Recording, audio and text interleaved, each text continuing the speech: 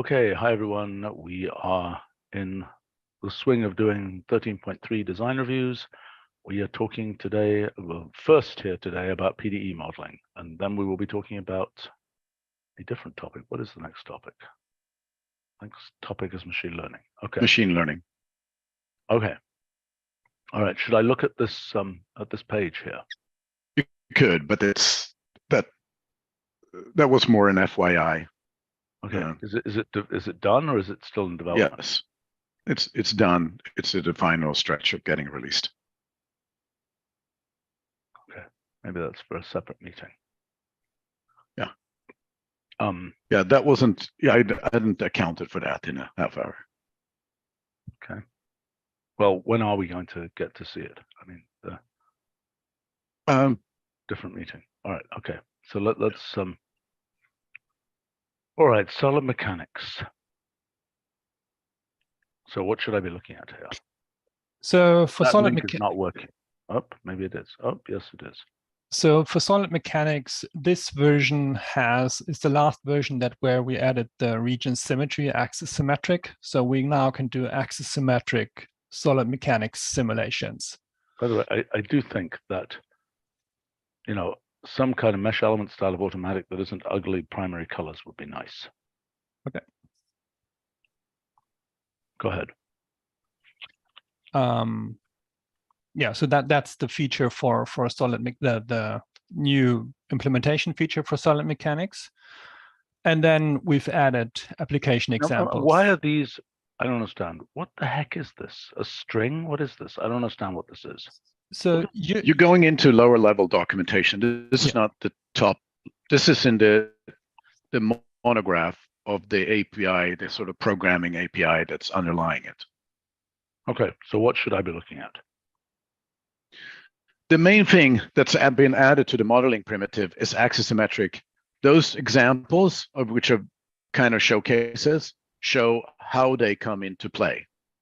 The other thing that's added is you can see the second bullet and third bullet.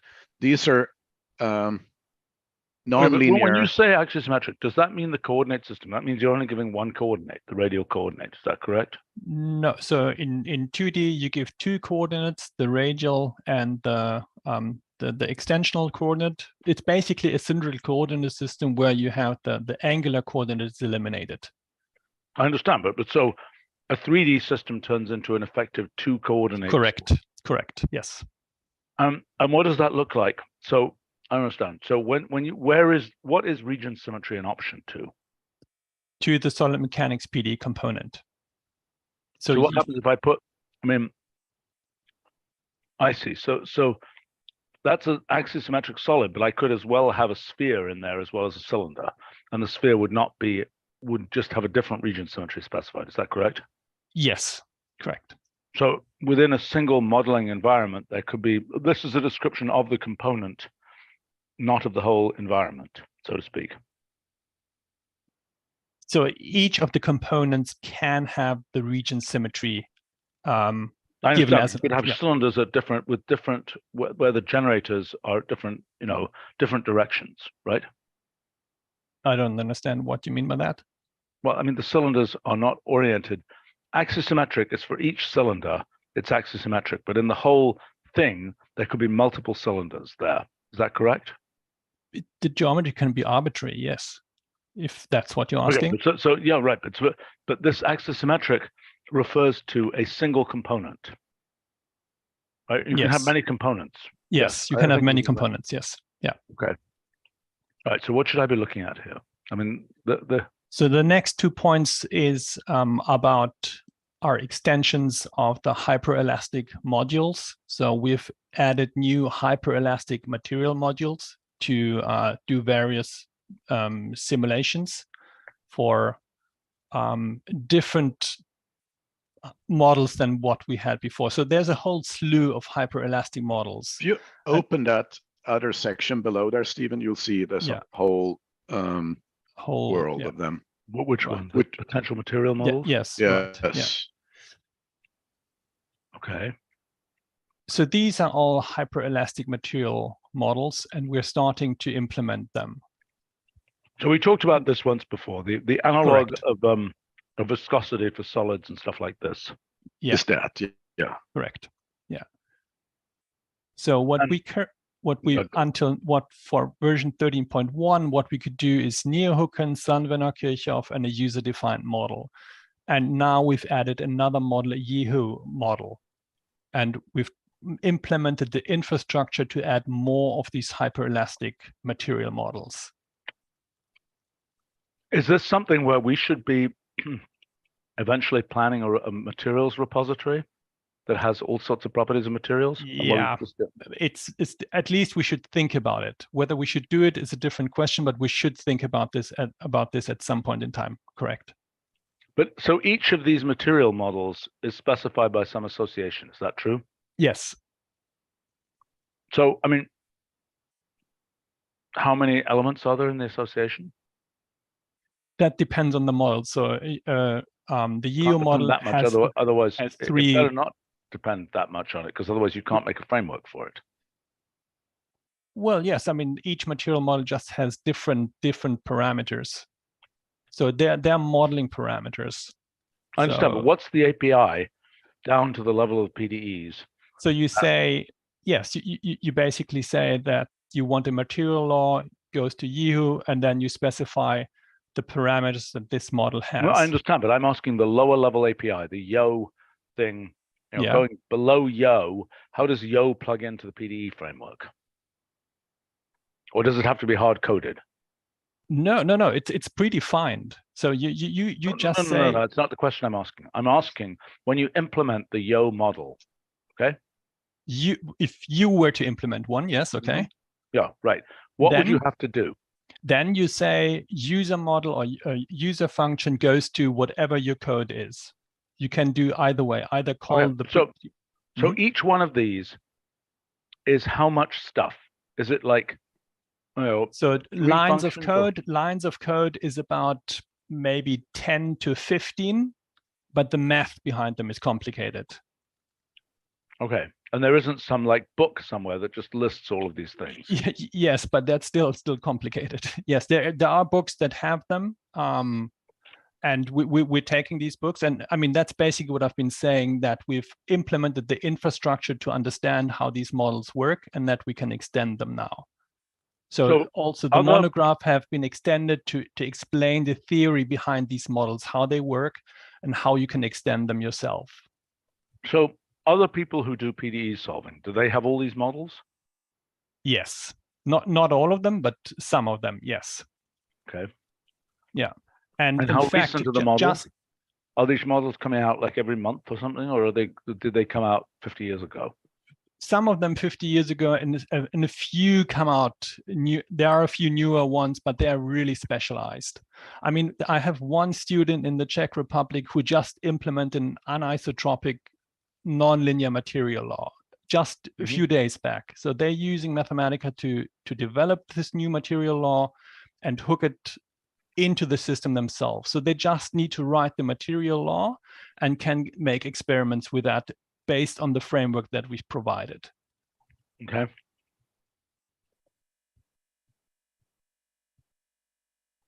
Okay.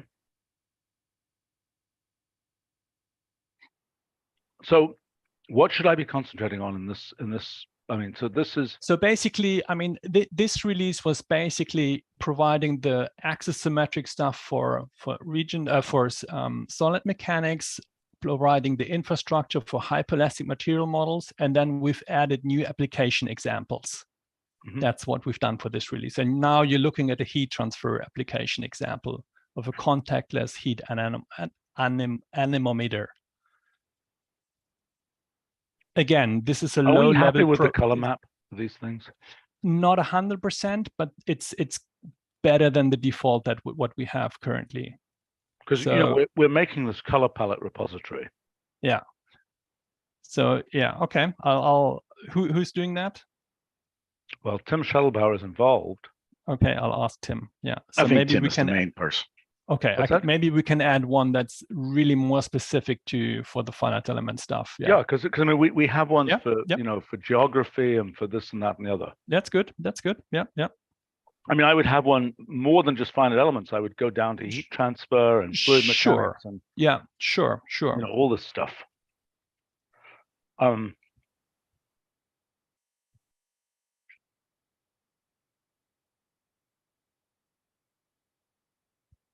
So this is based off of a model that someone at Harvard made. They simulated passive dew condensers. And the nice thing about this is probably the most complicated example. Stephen, this is to collect water in dry, arid regions. Yeah, okay. So you can use the geoposition of a device and then get the actual weather data Yep. Right. to simulate how the device in that area were to work based on actual data. But this I have a question. I mean, in the modern world of LLMs, where we can imagine code getting written, have we tried, specifying modeling in pure natural language through like ChatGPT with our plugin? Not for a model of this complexity, no. I wonder what would happen. And I wonder whether there's a way of doing it in pieces. I just think that there's a lot of code here. I mean, by the way, it seems to me, given that we have the capability in this documentation, it might seem to me nice if you would do this in, I'm not going to save this file, but make it look like math, since we have that capability. See what I'm saying? Yep. I mean, it just seems like that emphasizes, makes it, that's kind of nice actually. Makes it look less like code and more like math. I would do the same thing all over actually, because I just think, I mean, Roger, do you disagree in any way? No. I mean, you have to watch things like that, which probably don't want to be in the denominator, but I think it's having the squared and things here, it all just works. So we should show it off. Okay.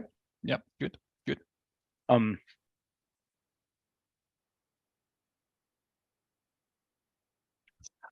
Think. I mean, maybe, there isn't that much new material now. That's why I scheduled this proposed half an hour. There's a lot of buildup for the future here, if you can see there below. Yeah. Don't put an E in Schrodinger. Oh, Michael actually insisted I put one. No, we should not do that. That's not what we've done for other. Well, I don't know. We did it for. Maybe we should use an Ö. Yeah, that would be perfect. That's gonna Let's drive not do it people in crazy. every American English, book. Schrodinger is spelt without the E. Please don't. Let's put the E in there.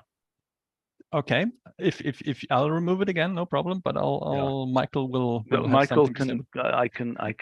You can handle him. About it. I mean, just tell Michael to just go look it up on the web and see how many times each thing occurs. That's a good idea. Let's see what Wiki says. Well, not that. You just look it up on the web. Come on, I can do this. You can do this. I mean, it's just like. Yeah. So they use the Ö, okay, No, and they have I both don't really spellings. care. I mean, both. They have both.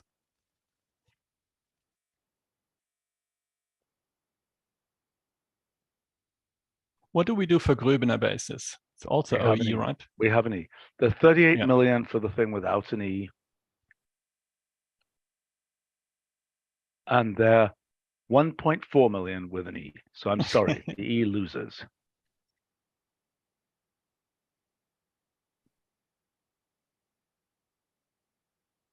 And most of the ones with the E are actually Ers.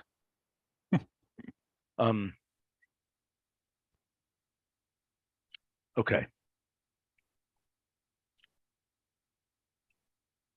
I mean, yeah, these are really important. I mean, are there other ones that are more modern ones that we also want to do with Einstein equations, for example? Not at the moment. Maybe What's later. modern about that? It's 100 years old. Right. That doesn't sound modern. Well, it's modern compared to electromagnetics, which is 140 years old.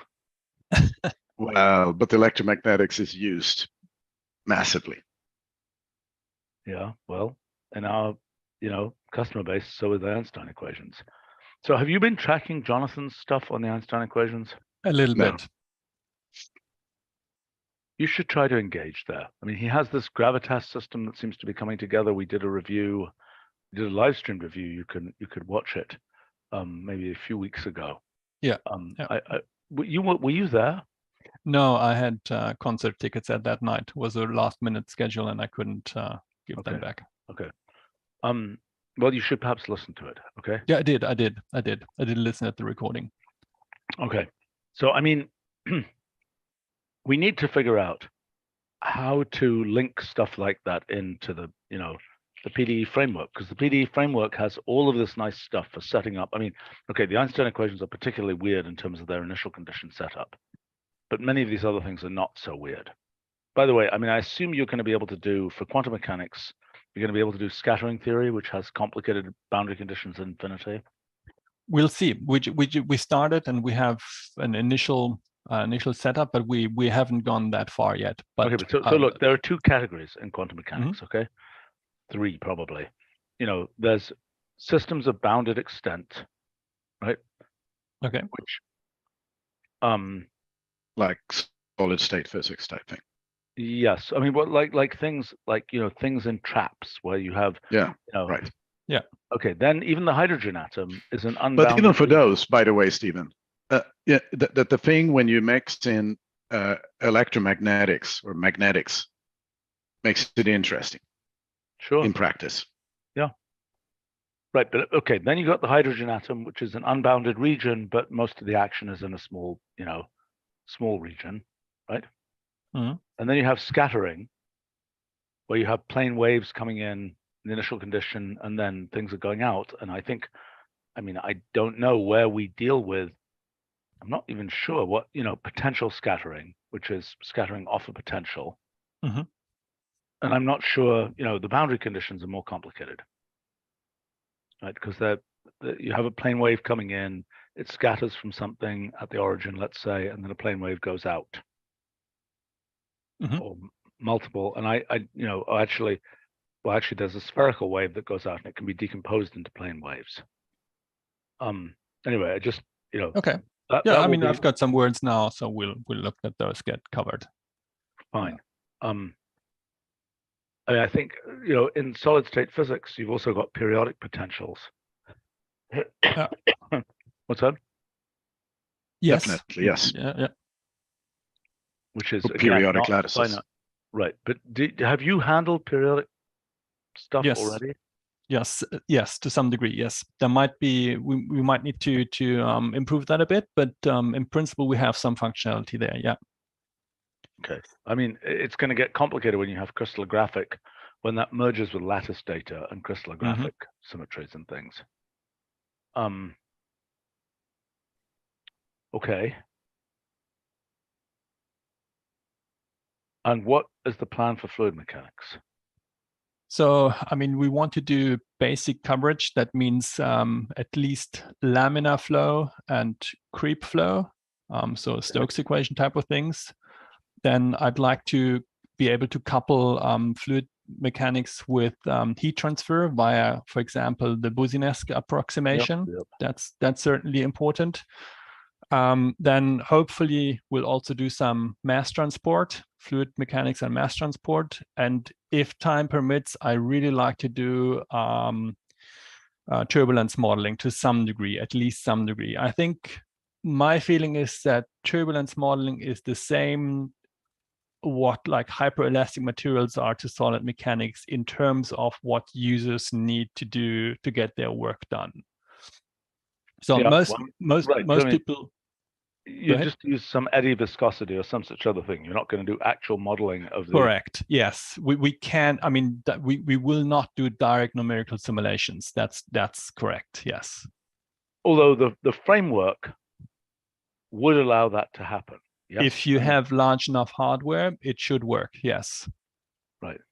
Oh, and one thing, what I've already done is non-Newtonian fluids. So when you have viscosity, that's nonlinear. Oh, right. Yeah. Wait a minute. What do you mean you've already done those? It's implemented. It's implemented for Newtonian fluids. Yes, Newtonian and non-Newtonian fluids. Yes. for laminar flow. Yes. But so, for example, could I compute, 6 pi eta AV, the Stokes drag on a sphere? I didn't quite acoustically catch what do you want to I compute? was just quoting the formula.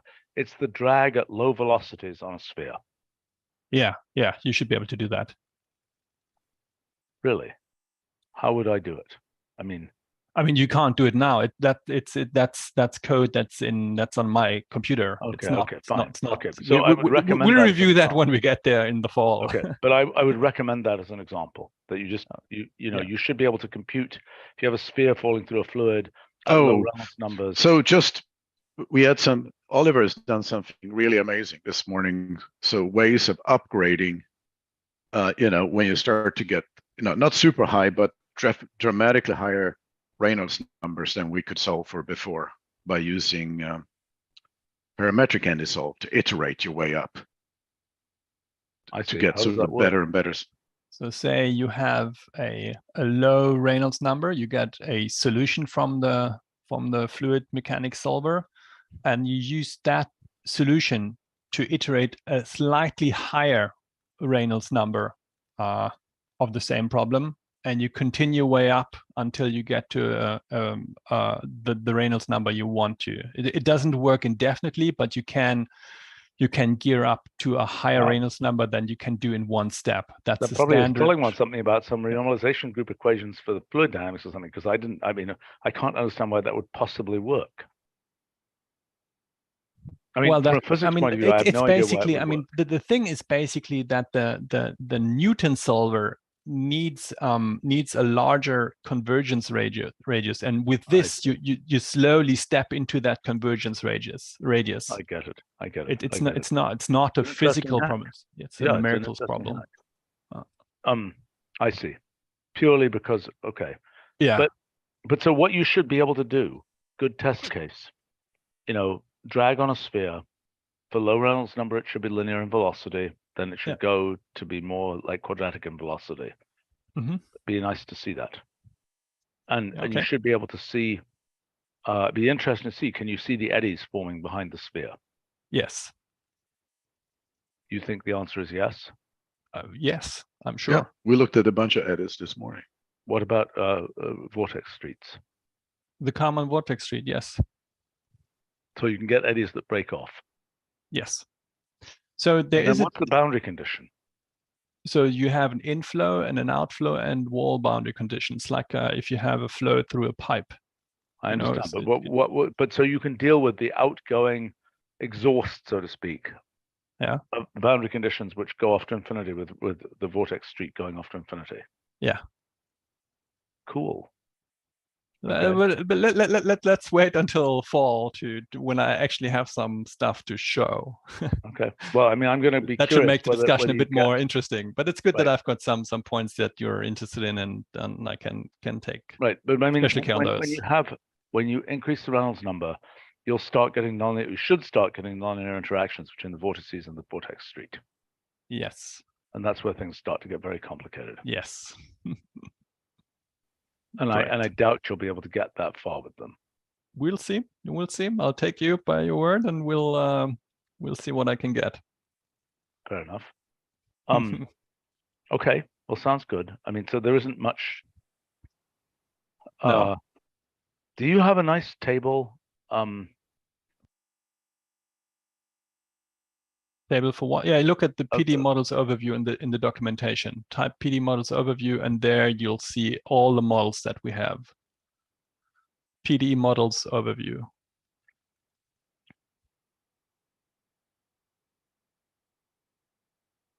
Yeah, there you go. And there you'll find everything in one place. So where's the solid mechanics?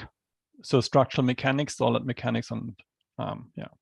So this is the monograph on solid mechanics. Are we printing these as books? Working on that. Planning. We're starting to work on that. That'll be nice. This is also going to look even nicer when we have this elegant code formatting. Okay. Yeah.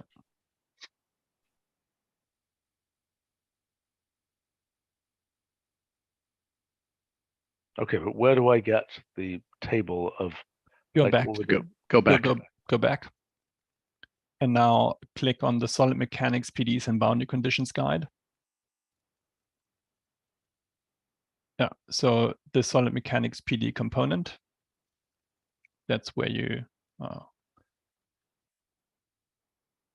yeah, so in the details section, you'll find the stuff that's there now.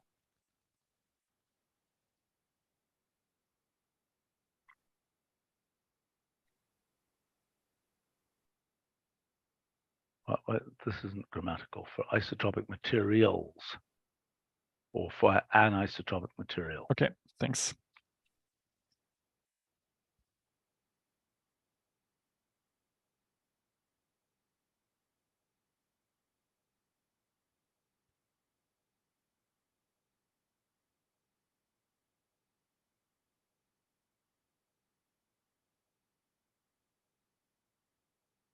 Boy.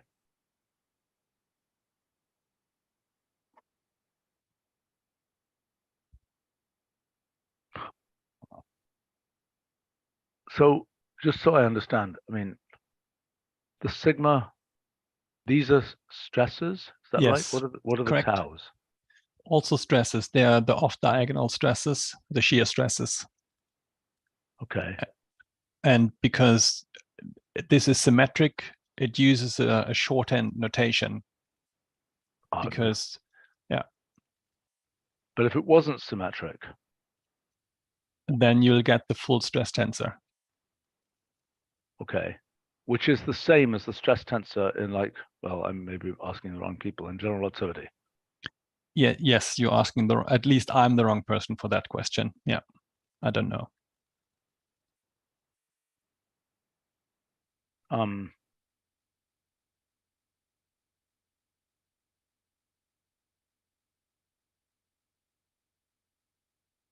But so you were telling me last time about, I mean, which of these parameters is the analog of viscosity for a solid? I mean, or well, let me think. I mean, there's in a solid, right? When you wiggle it around, Yeah, it can, you know, energy can be lost through heat. yeah. How does that happen? What's the parameter that determines that? So that there's a thermal expansion coefficient. It's a material No, that's parameter. different. That's different. That's when you heat the material up, how much bigger it gets. Yes, I'm asking when you wiggle the material, you know, you have this thing and it's made of, I don't know, you know, plastic, for example, you keep twisting. Oh, I see what you're saying. Okay. I don't know. I thought you were telling me because this that includes plastic deformation, you know. So yeah. when you and we haven't done that yet. That's a new field. I don't know what the answer to that is yet. Okay. Okay. Okay. Fine. All right. Well, sounds good. I look forward to the physics things which I might actually understand better. And Yeah. I think it really will be worthwhile to try and understand how much LLMery is able to set up these really ornate, you know, because it's good at writing certain kinds of code. And it would be nice to know whether it's capable of writing the kind of code you need here. Mm-hmm. Okay. All right.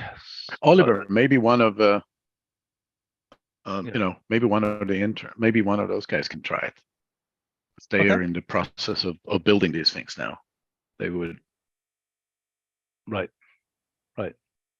Okay. Sounds good. All right. See you soon. And Roger, I suspect you're in the very next meeting. Very much. For folks on the live stream, we will be in another meeting in just a couple of minutes. Okay. Bye now. Thanks.